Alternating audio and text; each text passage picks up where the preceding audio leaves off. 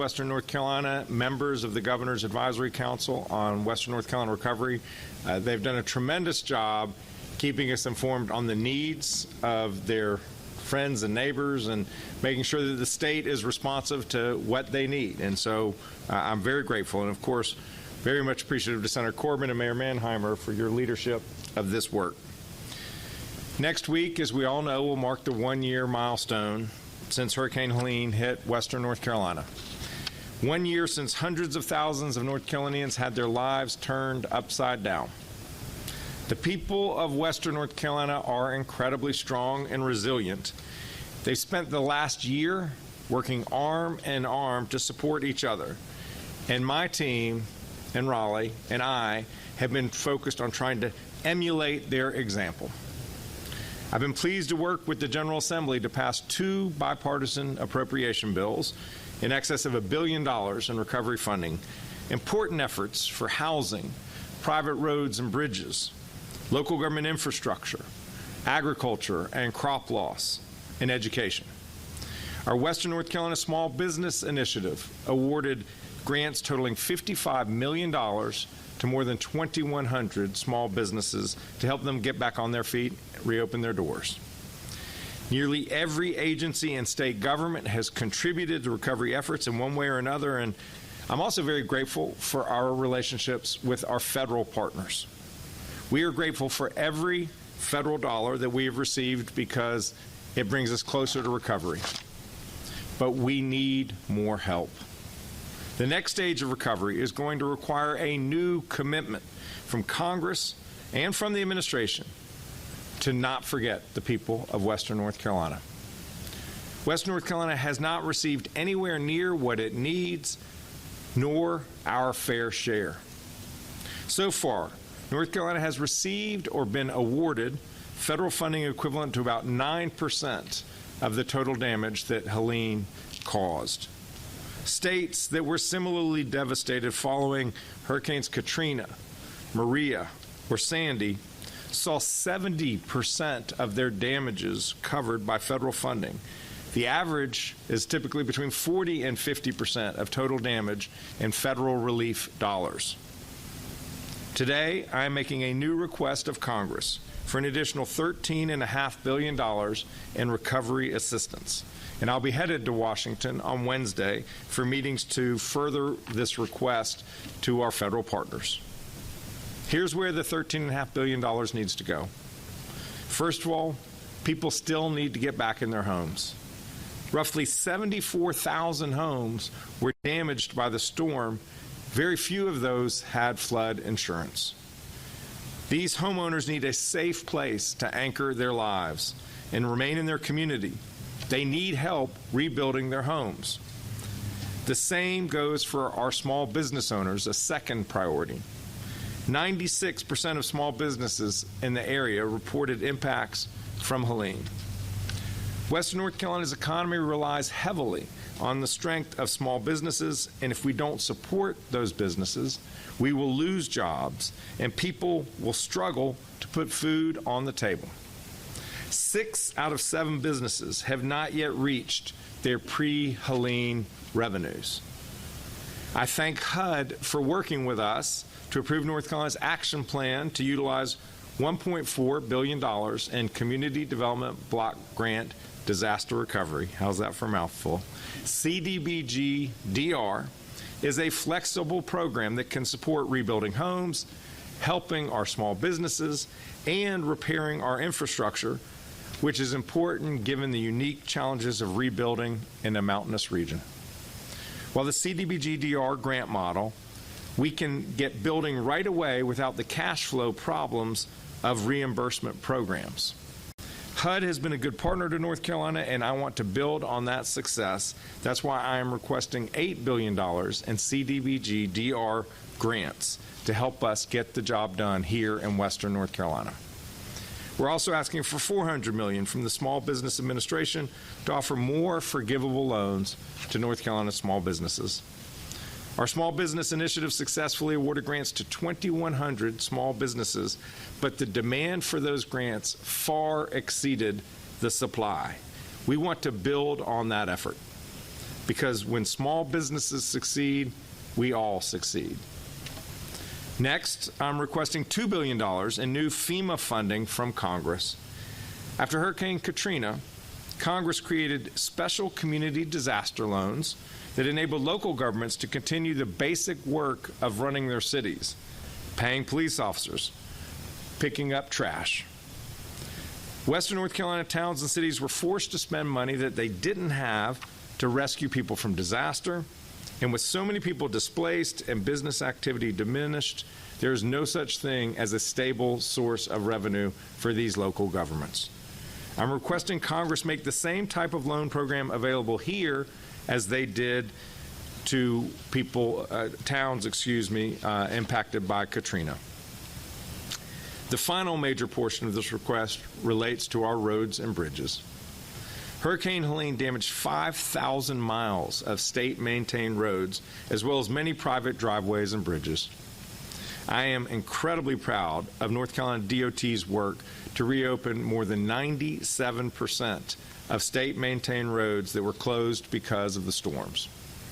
But we're still waiting on reimbursements for much of the work that's already been done, and it's not a matter of simply doing quick repairs to get the roads reopened. We've got to build roads that will last. For example, I-40 has reopened, and people use it to go to Tennessee and back on a daily basis. We were able to repair it so fast only by using temporary measures. To get I-40 back to full strength, it will take more than $1 billion. That is just one, albeit a very important, example. So I'm requesting nearly $2 billion in new funding from Congress, not just to restore our roads to normal, but also to protect them against future damage and build them back stronger than before.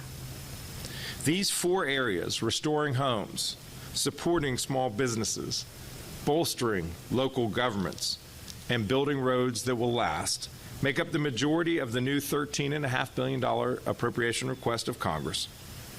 But that's not all we are seeking. We're still waiting on billions of dollars that Congress appropriated last December with the American Relief Act. We are grateful for the millions that have gotten signed off in recent weeks. They are essential and sorely needed, but we're waiting on billions. We're seeking $6 billion. Is that the president?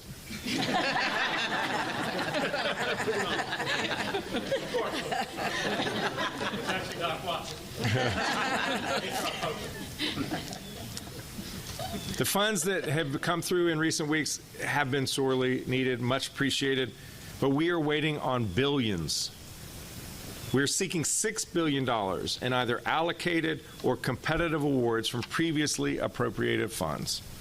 So in this budget request, I am once again calling on federal agencies to take action to allocate these funds and get them out the door to help the people of Western North Carolina. We've learned a great deal over this past year, and I am proud of the progress that we've made together, and we will keep fighting every day to get people the help that they need, because the people of Western North Carolina are not asking for a handout. They're asking for a hand up to get back on their feet. Recovery is a team sport.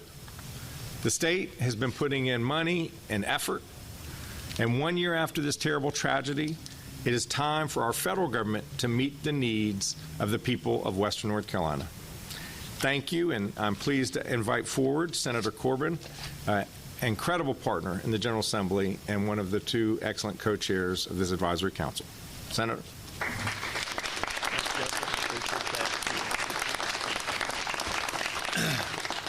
Thank you, Governor, and I'd like to echo his thanks for this group that's standing behind me. Mayor Manheimer and I are pleased to be chairing this committee of very talented, nonpartisan leaders from every spectrum of Western North Carolina. So thank you for your time and your effort and your service. This is and continues to be a pleasure for us. Good morning. I'm here to lend my support to Governor Stein's request for $13.5 billion in new Helene funding from Congress.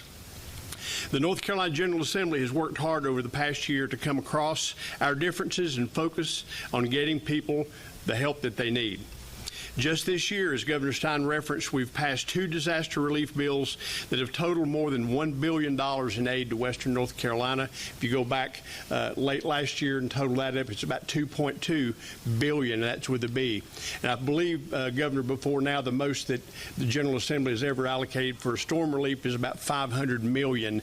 So we're already at 4 times that, and we have more money waiting to be allocated. I know that the legislature will continue to work together and work with Governor Stein to keep recovery efforts moving forward. However, we do need the federal government to continue to partner with us in this effort.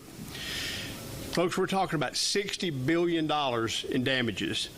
That's way more than this state can pay for. Let me put that in perspective for you. Our budget for the entire year, this is everything the state pays for, schools, police, roads, is about $34 billion. So the damage is almost double the amount of our entire state budget. Our budget for the, we need federal help because of that. And $60 billion, folks, is not just a number. It's people getting a roof over their head, being able to put food on the table. At this point, I want to echo what the governor said. I want to personally thank President Trump. If that was him, tell him we'll call him back as soon as this is over. But we want to personally thank President Trump, Senators Budd and Tillis, Representative Edwards, for everything that they've done so far in getting us on the right track for recovery. And I urge them to stand by our side in this next phase. I look forward to working with the governor to encourage and support this request in D.C. So thank you. At this point, I want to introduce my co-chair, the mayor of Asheville, Esther Mannheimer.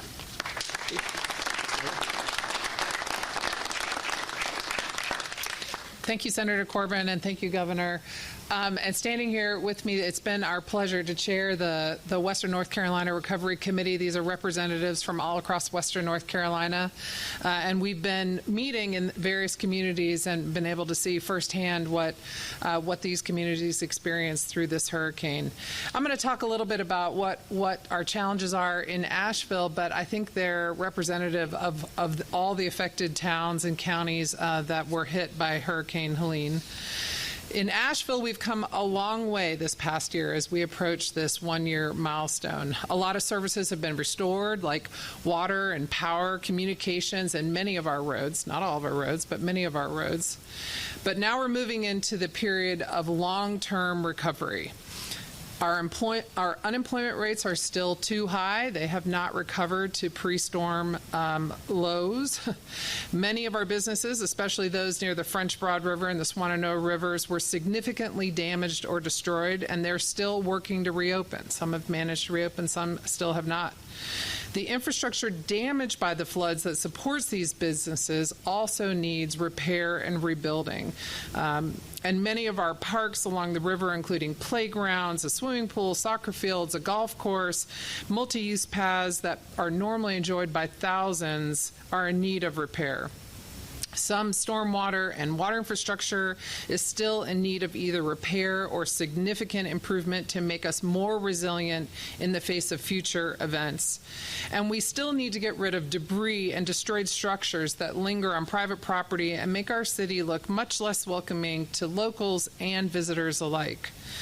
The city is also undertaking the massive job of removing debris in the 20,000 acres of watershed property around the Norfolk Reservoir, which is why it is so important that during this time and through this hurricane season, FEMA continues to support the cost of operating the temporary water filtration system built by the Army Corps of Engineers that is located at the reservoir. Even with this work ahead of us, today, almost 1 year later, Asheville is open for business. But every investment, every dollar of support will help us continue our journey of recovery and help us to rebuild an economy better than ever, to not only host those who want to visit, but provide jobs and quality of life for those that live there. Recovery costs money, more money than any city or county in Western North Carolina can manage, even from a cash flow standpoint. We continue to work to recover all while waiting for FEMA to reimburse us. And I will say as an aside, I know there's a lot of staff here from cities and counties, how much time it's taking out of our lives every day just to fight to be reimbursed for the funds that have already been allocated by Congress. We need to do other important recovery work rather than continuing to advocate for these vital reimbursements. I am grateful for the reimbursements that have come through, but the lag time makes it that much harder for us to do our jobs. So I stand with Governor Stein and his request for more help from Congress. We've come so far, but we have a long way to go. And now I'm going to thank you all and turn it back over to the governor.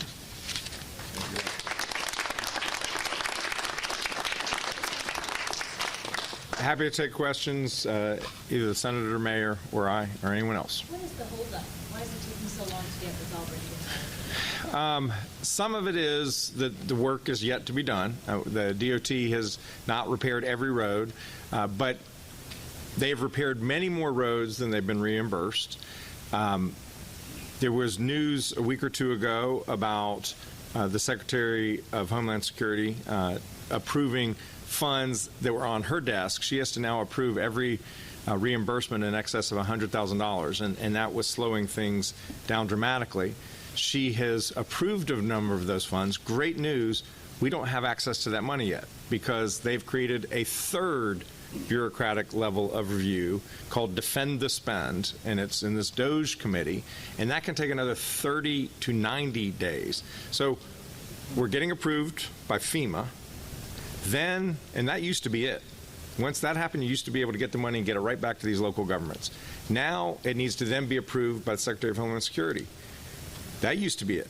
Now it has to be approved by DOJ.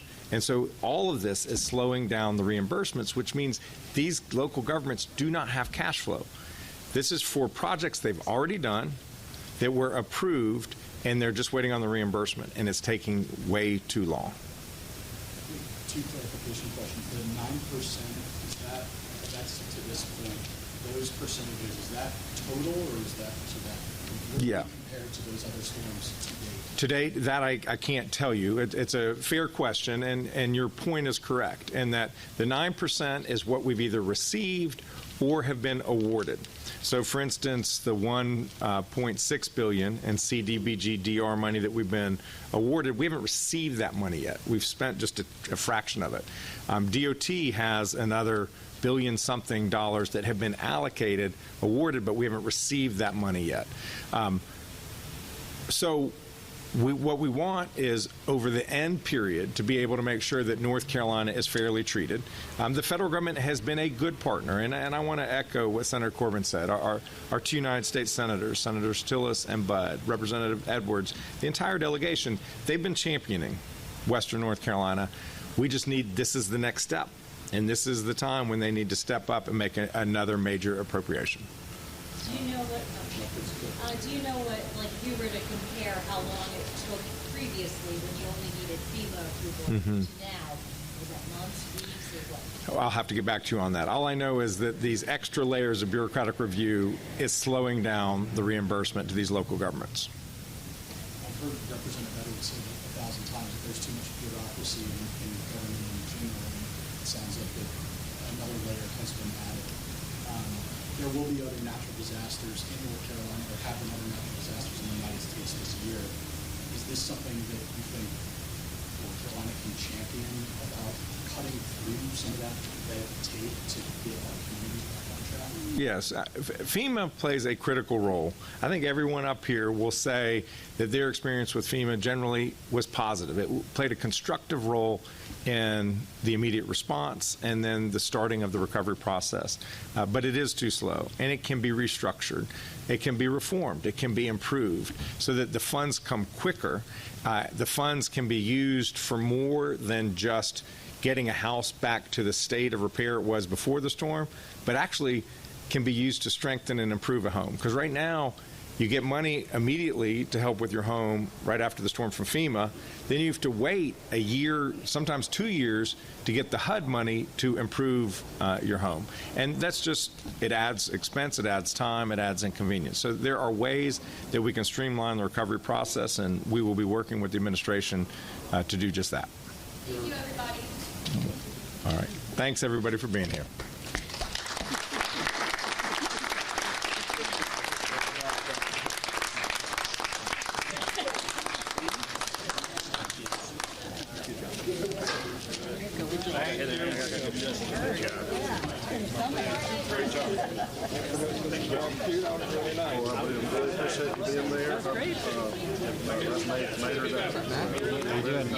Are the trains on time?